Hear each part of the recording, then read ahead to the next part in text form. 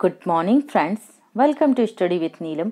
आई hope आप सभी लोग बहुत अच्छे होंगे। आज हम 7 जनवरी 2020 के सभी best top current affairs complete करेंगे with point to point section. तो आप लोग तैयार हैं? चलिए शुरू करते हैं आज का लेक्चर फटाफट।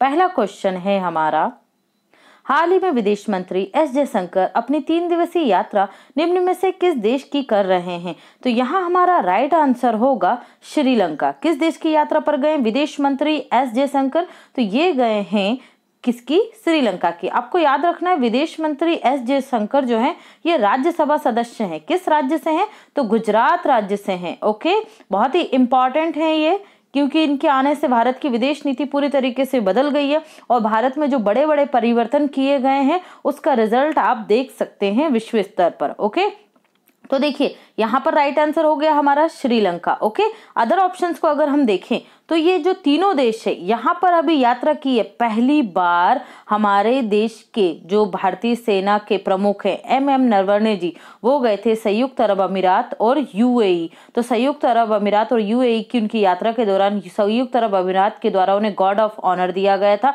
और फिर उसके बाद वो गए थे वियतनाम। ठीक है, तो ये तीनों कंट्री आप याद रखिएगा कौन गए हैं, हमारे सेना प्रमुख गए थे जनरल एम नरवणे, और एस जयशंकर जो गए हैं वो श्रीलंका की यात्रा पर गए हैं। ओके, ये इनके अराइविंग का फोटो है, आप लोग देख सकते हैं। यहाँ पर हम बात करेंगे श्रीलंका की, तो ये है हमारा देश भारत और ये है श्रीलंका। यहाँ पर भारत और श्रीलंका के बीच में पाई जाती है गल्फ ऑफ मन्नार और एक स्ट्रेट बीच पाई जाती है। कौन सी है? पाक स्ट्रेट। ओके, कैपिटल क्या है इसकी? तो सभी लोग लगाते हैं कोलंबो, जबकि कोलंबो इसकी बड़ी सिटी है। ओके, कैपिटल सिटी कह सकते हैं आप उसको, कैपिटल ऑफ इकोनॉमी। ओके, और जो इसका वो है जो मेन कैपिटल है वो क्या है? जयवर्धनेपुरम। क्या है कैपिटल? जयवर्धनेपुरम। इसकी 2 मेजर जो नेशनल पार्क है वो देख सकते हैं, विलपट्टू नेशनल पार्क और ये है याला वेस्ट नेशनल पार्क। ओके, तो ये आप याद रखेंगे किससे? श्रीलंका से। और राष्ट्रपति कौन है यहाँ के? गोटबाया राजपक्षे। प्रधानमंत्री कौन है? महेंद्र राजपक्षे। दोनों बड़े भाई और छोटे भाई हैं। ओके, नेक्स्ट हम देखते हैं, हाल ही में चर्चा में रहा भितरकनिका नेशनल पार्क निम्न में से किस राज्य में स्थित है? तो राइट आंसर होगा ओडिशा में। अब ये चर्चा में क्यों है भितरकनिका नेशनल पार्क? तो ये इसलिए चर्चा में है भितरकनिका नेशनल पार्क क्योंकि यहाँ पर पाए जाते हैं भारत के सबसे अधिक खारे पानी में रहने वाले मगरमच्छ, सॉल्ट वाटर क्रोकोडाइल। ओके, इस तरीके के। और इनकी प्रारंभ हुई है क्या? गणना, मगरमच्छों की जनगणना प्रारंभ हुई है। कब से कब तक होगा ये? तो 15 जनवरी से 30 जनवरी, 15 दिनों में इनकी जो गणना होगी वो पूरी होगी। तब तक के लिए भितरकनिका नेशनल पार्क को बंद कर दिया गया है। तो याद रखिएगा भारत में सबसे ज्यादा खारे पानी के जो मगरमच्छ है वो कहाँ पाए जाते हैं? भितरकनिका नेशनल पार्क ओडिशा में। ओके, तो ओडिशा की कैपिटल क्या है भाई? ओडिशा की कैपिटल है भुवनेश्वर, और भुवनेश्वर को FSSM में क्या मिला है? ISO प्रमाण पत्र प्राप्त करने वाला देश का पहला शहर है। क्या होता है ये FSSM? तो ये है फेकल स्लज्ड सेप्टिक मैनेजमेंट। ओके, इसमें मिला है किसको पहला प्रमाण पत्र? ओडिशा को।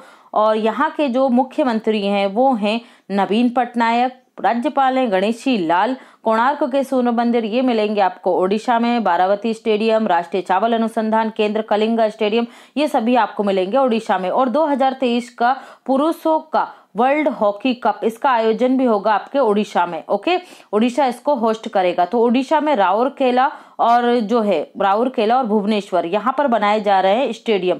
और आपको ये भी याद रखना है देश का सबसे बड़ा हॉकी स्टेडियम भी बनाया जा रहा है ओडिशा में। तो ये इतने पॉइंट आप ओडिशा से याद रखेंगे। नेक्स्ट क्वेश्चन देखते हैं, हाल ही में GMR हैदराबाद इंटरनेशनल एयरपोर्ट ने निम्न में से किस अंतर्राष्ट्रीय एयरपोर्ट के साथ वैक्सीन कॉरिडोर बनाने के लिए समझौता ज्ञापन पर हस्ताक्षर किए हैं? तो राइट आंसर होगा यहाँ पर हमारा दुबई इंटरनेशनल एयरपोर्ट। ओके, देखिए भाई क्यों किया गया है? वैक्सीन चारों तरफ चल रही है, कोविड-19 की वैक्सीन बन गई है। तो अब वैक्सीन का जो सबसे बड़ा निर्माणकर्ता सिटी है, मतलब जहां पर सबसे ज्यादा इसका निर्माण होता है वैक्सीन का, तो ये है हैदराबाद। ओके, इसे आप वैक्सीन कैपिटल ऑफ इंडिया भी कह सकते हैं। किसे? हैदराबाद को। तो यहीं से सभी स्थानों पर देशों में विदेश में क्या जाएगी? वैक्सीन ट्रेवल करेगी। तो इसलिए दुबई और हैदराबाद ने क्या किया है, आपस में MOU पर साइन किए हैं, मेमोरेंडम ऑफ अंडरस्टैंडिंग पर। तो याद रखिएगा, हैदराबाद इंटरनेशनल एयरपोर्ट को GMR इंटरनेशनल एयरपोर्ट भी कहा जाता है और राजीव गांधी इंटरनेशनल एयरपोर्ट भी इसे ही कहा जाता है। ओके, यहाँ पर जो आप अदर ऑप्शंस देख रहे हैं, ज्यूरिख इंटरनेशनल एयरपोर्ट, तो इसको याद रखिएगा कि इसने जो उत्तर प्रदेश का जेवर इंटरनेशनल एयरपोर्ट है, जिसे क्या कहा जाता है, जेवर ग्रीनफील्ड एयरपोर्ट को अब कहा जाने लगा है ग्रेटर नोएडा अंतरराष्ट्रीय एयरपोर्ट। तो इसके नवीकरण के लिए और इसके निर्माण के लिए समझौता हुआ है किस किस के बीच में, ज्यूरिख इंटरनेशनल एयरपोर्ट और जेवर इंटरनेशनल एयरपोर्ट के मध्य। तो ये भी आप याद रखेंगे। नेक्स्ट है, हाल ही में एक समझौते के अनुसार मध्य प्रदेश के कितने जिलों में ट्राई फूड पार्क स्थापित किए जाएंगे। तो राइट आंसर होगा यहाँ पर हमारा 5 जिलों में। तो अब ये ट्राई फूड पार्क क्या होगा, सबसे पहले तो ये पता होना चाहिए कि मध्य प्रदेश और किसके मध्य ये समझौता ज्ञापन संपन्न हुआ। यहाँ आप देख रहे हैं ट्राइफेड। ओके, ट्राइफेड का फुल फॉर्म क्या होता है, तो ट्राइफेड का फुल फॉर्म होता है आपका travel cooperative marketing federation of India. Travel cooperating marketing federation of India, ये मध्य प्रदेश सरकार के साथ इन्होंने समझौता किया और समझौते के तहत मध्य प्रदेश में 5 स्थानों पर स्थापित किए जाएंगे ट्राइफेड फूड पार्क। तो जो ट्राइफेड फूड पार्क है, इनमें क्या होगा, देखिए, जो अखिल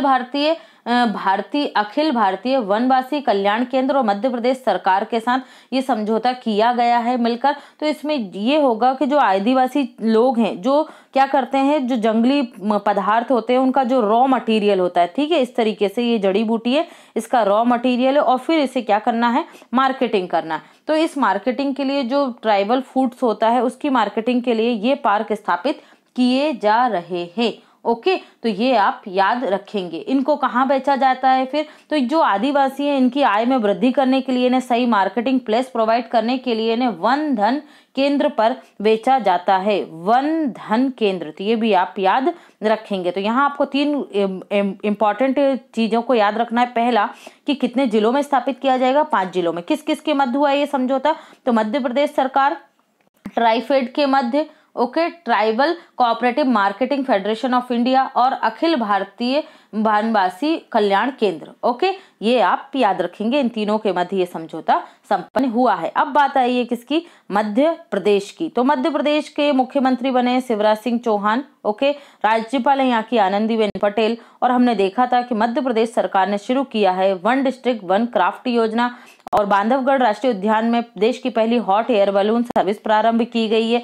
गौ माता टैक्स लगाने वाला पहला राज्य मध्य प्रदेश है। तो ये इतने पॉइंट आप मध्य प्रदेश से याद रखेंगे। और जो मध्य प्रदेश के स्टूडेंट हैं, उनके लिए स्पेशल सीरीज चल रही है, मध्य प्रदेश GK और Madhya Pradesh test series plus Madhya Pradesh current affairs. तो कंबाइंड सीरीज है, बेस्ट सीरीज रहेगी आपके अपकमिंग MP पुलिस के एग्जाम के लिए, MP PSC के लिए और व्यापम द्वारा जितने भी एग्जाम दिए जा रहे हैं, आप एक बार जरूर देखें, वीडियो अवेलेबल है चैनल पर। ओके, नेक्स्ट है, हाल ही में निम्न में से किस देश ने भारत से कई दशकों के बाद पहली बार चावल का आयात किया है। तो यहाँ हमारा राइट आंसर होगा किसने, वियतनाम ने। देखिए भाई, 2020 के अगर आंकड़े देखे जाएं तो 2020 के आंकड़ों के अनुसार विश्व में तीसरा चावल निर्यातक देश जो चावल को बेचता था वो था कौन, वियतनाम। लेकिन कोविड-19 के दौरान वियतनाम, चीन, हाँ जी चीन भी है इसमें, वियतनाम, चीन जैसे कई देश हैं जहां पर कोविड-19 के दौरान यहाँ की फसलों को नुकसान हुआ है और इनका जो भंडारण था वो खत्म हो गया। इसलिए चीन, वियतनाम जैसे देश भारत से क्या कर रहे हैं, चावल का आयात कर रहे हैं। चीन लगभग 30 सालों के बाद भारत से चावल का आयात करेगा। ओके, चावल को खरीदेगा भारत से। तो कई दशकों के बाद ये पहला बार चावल आयात कर रहा है। तो आप ये बताइए कि वियतनाम क्या आसियान कंट्रीज का भाग है, हाँ है। ओके, ये सभी देश आसियान कंट्रीज के भाग हैं, Vietnam, Brunei, Cambodia, okay, Indonesia, ये आप आसियान कंट्रीज देख लीजिए, क्योंकि क्वेश्चन आपसे ऐसा भी पूछा जा सकता है कि निम्न में से कौन सी आसियान कंट्रीज है जिसने हाल ही में भारत से चावल आयात किए हैं। तो ये है वियतनाम। वियतनाम की कैपिटल क्या है, हनोई है और यहाँ की मुद्रा क्या है या करेंसी, तो वियतनामी डोंग है। क्या है, वियतनामी डोंग है। और बात आई आसियान की, तो आसियान का हेडक्वार्टर आपको मिलेगा इंडोनेशिया के जकार्ता में। कहां पर, इंडोनेशिया के जकार्ता में। और इंडोनेशिया ने अपनी कैपिटल शिफ्ट कर दी है कहां पर, ब्रुनेई में। तो ये भी आप याद रखेंगे। ओके, इसका हेडक्वार्टर है जकार्ता, इंडोनेशिया में। ये स्क्रीनशॉट ले लीजिएगा या फिर आप नोट डाउन कर लीजिएगा। आसियान की कंट्रीज मत भूलिएगा, 10 कंट्रीज हैं। ये हैं ब्रुनेई, जिसे दारुल इस्लाम पूरा नाम है, Brunei Darussalam, Philippines, Laos, Vietnam, Malaysia, Cambodia, Singapore, Indonesia, Thailand और म्यांमार। ओके, और भारत इसमें पर्यवेक्षक देश का दर्जा प्राप्त करता है आसियान देशों में। नेक्स्ट है, हाल ही में निम्न में से किसे भारत में ब्रिटिश उच्चायुक्त के रूप में नियुक्त किया गया है? तो राइट आंसर होगा एलेक्स एलिस। एलेक्स एलिस इन्होंने स्थान लिया है किसका? फिलिप बर्टन का। इनसे पहले फिलिप बर्टन थे भारत में ब्रिटिश उच्चायुक्त, और अब बन गए हैं एलेक्स एलिस। तो जो ब्रिटेन है वहां पर भारतीय उच्चायुक्त कौन है? तो वहां पर है गायत्री कुमार। कौन है? गायत्री कुमार। दोनों याद रखिएगा। ओके, मारा गोमेज ये अर्जेंटीना की हैं, पहली ट्रांसजेंडर फुटबॉलर हैं। ओके, इसलिए याद रखिएगा। एवा मुर्तो ये फिलीपींस की हैं और फिनलैंड की हैं, और ये पहली बार एक दिन के लिए क्या बनी थी? फिनलैंड की प्रधानमंत्री बनी थी। वैसे कौन है फिनलैंड की प्रधानमंत्री? सना मरीन है। ओके, अभिजीता शर्मा ये कौन है? अभिजीता ये हैं गुजरात की 7 वर्षीय बालिका, जिन्हें मतलब लेखक का दर्जा प्राप्त हुआ है 7 वर्ष की उम्र में। नेक्स्ट है, ब्रिटेन को देख लेते हैं हम। तो ये रहा मैप में ब्रिटेन, ये है आयरलैंड। ओके, ब्रिटेन की जो कैपिटल है वो क्या है? लंदन है। ओके, यहाँ पर आप देख सकते हैं ब्रिटेन से रिलेटेड कुछ इंपॉर्टेंट पॉइंट। टेम्पॉन टैक्स समाप्त किया था। महिलाओं के सैनिटरी पैड पर जो वैल्यू एडिड टैक्स था वो 5% लगता था, जिसे टेम्पॉन टैक्स कहा जाता था। तो 1 जनवरी 2021 से ब्रिटेन ने इसे समाप्त कर दिया है। फॉर्मूला 1 रेस ड्राइवर है यहाँ के मर्सिडीज की कार कंपनी के। कौन? Lewis Hamilton. इन्हें ब्रिटेन की सरकार ने दी है नाइटहुड की उपाधि। डिफेंडर हैं कौन? Lucy Bronze. इन्हें FIFA player of the year women का खिताब दिया गया है। ये कहाँ से? इंग्लैंड से। आप मुझे ये बताइए कमेंट सेक्शन में कि FIFA player of the main का खिताब किसे मिला है? इंग्लैंड के क्रिकेटर डेविड मलान ने T20 में सर्वाधिक रेटिंग हासिल की है।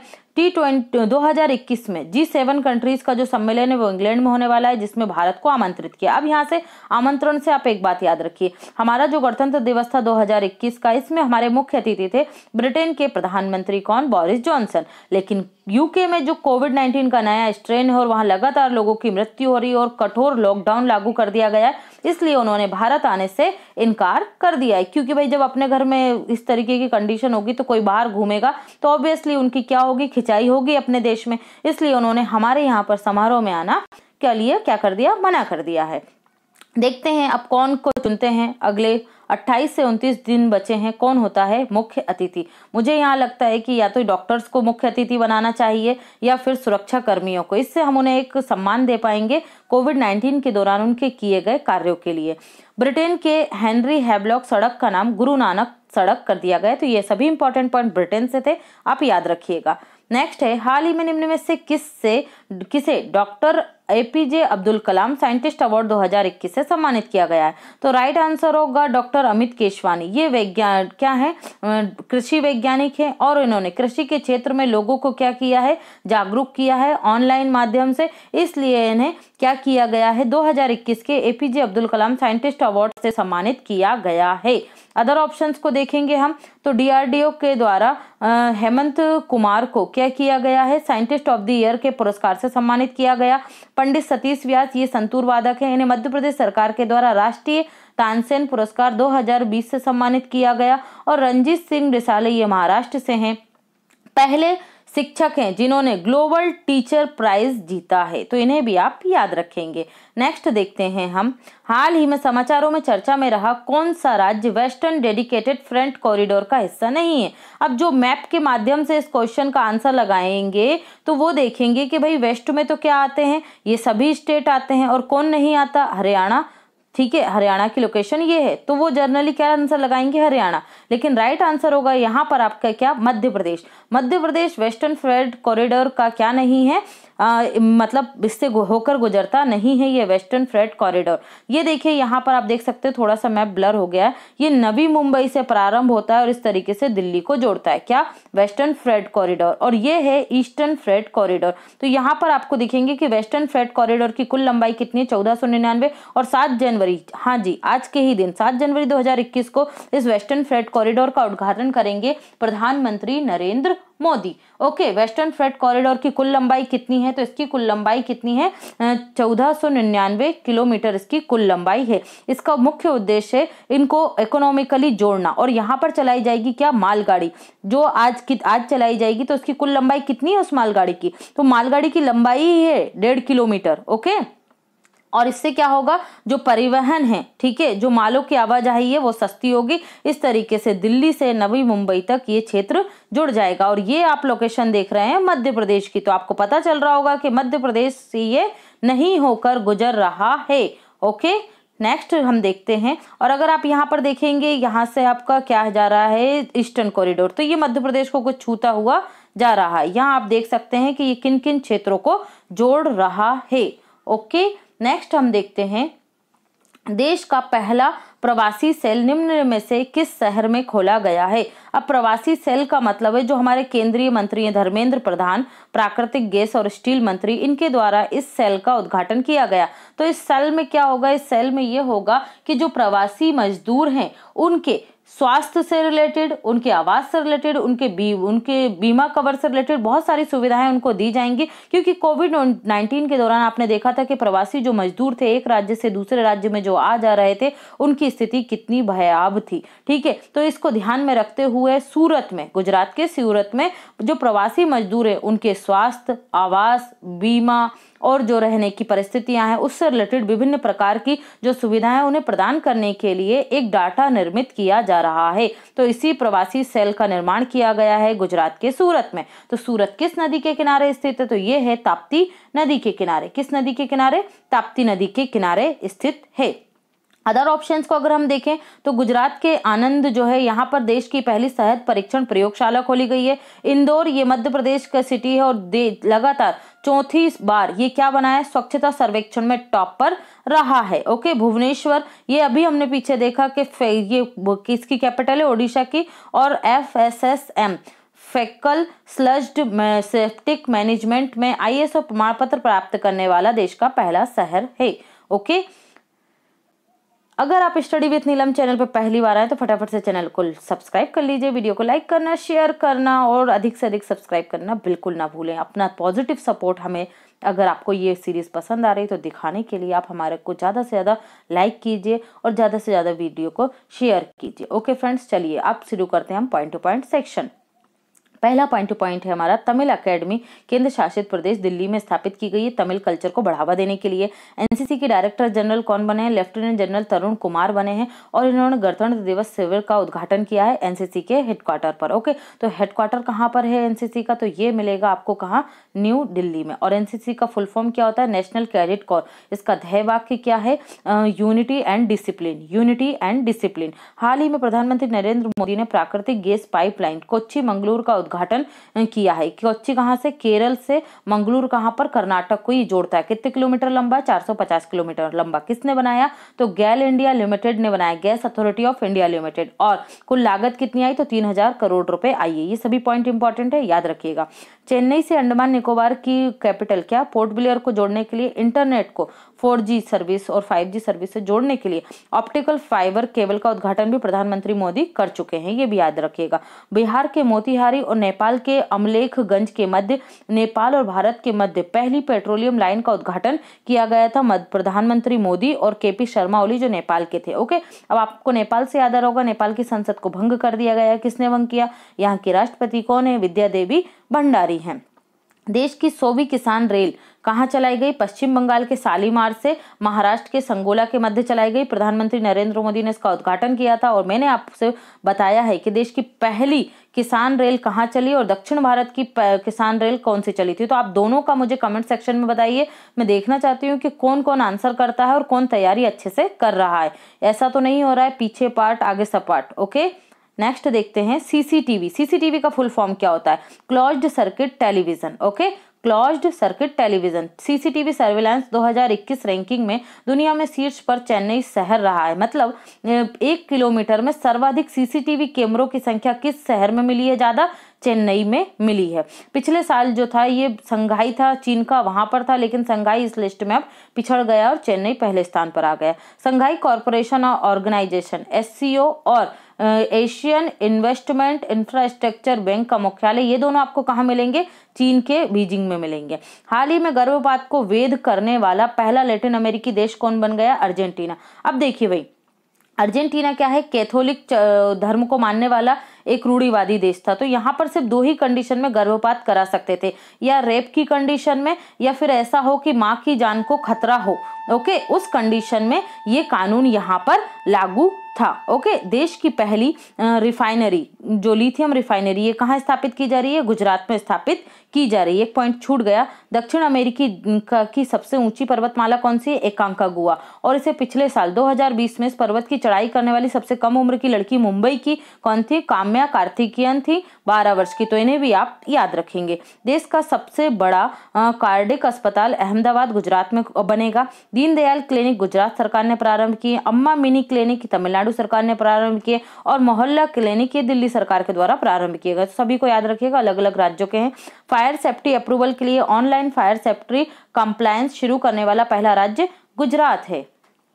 विश्व का सबसे बड़ा लगभग 30,000 megawatt hybrid renewable energy park Gujarat के कच्छ में स्थापित किया गया है। दुनिया का सबसे बड़ा खिलौना संग्रहालय गुजरात में बनाया जा रहा है। दुनिया का सबसे बड़ा green field zinc smelter Gujarat में स्थापित किया जा रहा है। देश की पहली रेलवे यूनिवर्सिटी बड़ोदरा गुजरात में है। Vansda national park, black buck national park, marine national park, Gir national park, ये सभी मिलेंगे आपको गुजरात राज्य में। काकरापारा एटॉमिक पावर स्टेशन, ये भी आपको मिलेगा गुजरात में। Keep sharp built a better brain at any age book के लेखक संजय गुप्ता हैं। Sanjay Kapoor all India chess federation शतरंज फेडरेशन के अध्यक्ष बने हैं।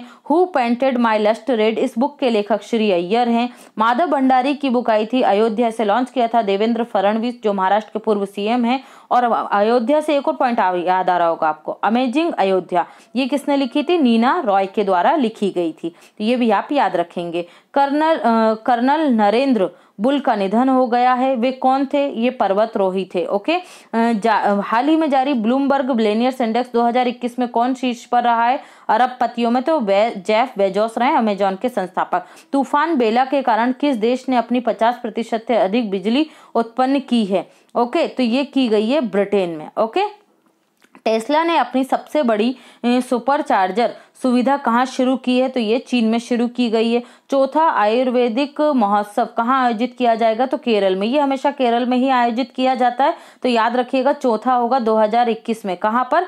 केरल में। जॉन फुल्टन रिड का हाल ही में निधन हो गया। ये किस खेल से संबंधित थे? तो क्रिकेट के खिलाड़ी थे। तो ये सभी थे आज का हमारा पॉइंट टू पॉइंट सेक्शन। और कुछ क्वेश्चन है, किस देश ने मृत्युदंड की सजा को समाप्त कर दिया? कजाकिस्तान ने। कजाकिस्तान विश्व का सबसे बड़ा क्या है? लैंड लॉक्ड कंट्रीज है, मतलब समुद्र से इसकी सीमा नहीं लगती। किसे क्वीन एलिजाबेथ ने सर्वोच्च नागरिक सम्मान नाइटहुड से सम्मानित किया? Lewis Hamilton. 1 करोड़ रुपए का बाजार पूंजीकरण पार करने वाली पहली 2 पहिया वाहन कंपनी बजाज बन गई है। भारत ने किस राज्य में बिजली उत्पादन क्षमता बढ़ाने के लिए ADB के साथ $231 मिलियन के ऋण समझौते पर हस्ताक्षर किए? असम। तो ADB ने 3 राज्यों के लिए लोन दिया है। असम को बिजली के लिए दिया है, त्रिपुरा को इंफ्रास्ट्रक्चर डेवलपमेंट के लिए दिया है, और हिमाचल प्रदेश को बागबानी में डेवलपमेंट के लिए ऋण दिया है। तो सभी को आप याद रखेंगे। जिस राज्य के पेंगोंग बांध में रहस्यमय परिस्थितियों में 1700 से अधिक प्रवासी पक्षियों की मौत हो गई, तो ये पेंगोंग बांध कहाँ पर है? हिमाचल प्रदेश में। देखिए भाई, हिमाचल प्रदेश, मध्य प्रदेश, केरल और आपका तमिलनाडु और झारखंड, ये 6 राज्य जहां पर क्या फैला है? बड़े स्तर पर बर्ड फ्लू फैल गया है। और यहाँ पर सभी राज्य सरकारें और केंद्र सरकार की तरफ से बर्ड फ्लू के लिए एक्शन में आ गई हैं। ओके, रणनीति बन गई है। सभी राज्यों ने अब अलग अलग एडवाइजरी जारी कर दी है कि जो पक्षी हैं उनका मतलब खाने में उपयोग नहीं किया जाए उनका। ओके, वह खिलाड़ी जो टेस्ट क्रिकेट में न्यूजीलैंड के लिए 7,000 रन बनाने वाला तीसरा खिलाड़ी बन गया है, केन विलियम्स बन गए। मोस्ट इंपॉर्टेंट क्वेश्चन, कोरोना के नए वायरस के खतरे को देखते हुए जिस देश में लगभग 1.5 महीने के सख्त लॉकडाउन का ऐलान कर दिया गया, ब्रिटेन में। जिस राज्य सरकार ने ओलंपिक में स्वर्ण पदक जीतने वाले खिलाड़ियों को 3 करोड़ रुपए देने की घोषणा की है, तो देगा कौन? राजस्थान। वह देश जिसने हाल ही में पाकिस्तानी महिलाओं के लिए मलाला यूसुफजई अधिनियम पारित किया, जिसके तहत छात्रवृत्ति मिलेगी पाकिस्तानी उच्च संस्थानों शिक्षा संस्थानों में, तो अमेरिका ने ये पारित कर दिया है। तो ये था आज का हमारा point to point section. I hope आपको पसंद आया होगा। कल का आपसे क्वेश्चन पूछा गया था, हाल ही में भारत ने कितने वर्ष के लिए IUCN एशिया समर्थित संरक्षित क्षेत्र भागीदारी का सह अध्यक्ष चुना गया? तो राइट आंसर था 3 वर्षों के लिए चुना गया है भारत को। और आज का प्रश्न है, हाल ही में केंद्रीय युवा मामले और खेल राज्य मंत्री किरण रिजिजू ने पहला खेलो इंडिया स्पोर्ट्स स्कूल कहाँ लॉन्च किया है? तो ये रहे आपके ऑप्शन। मुझे उम्मीद है कि आप सभी लोग आंसर करेंगे। Okay friends, thanks for watching and take care.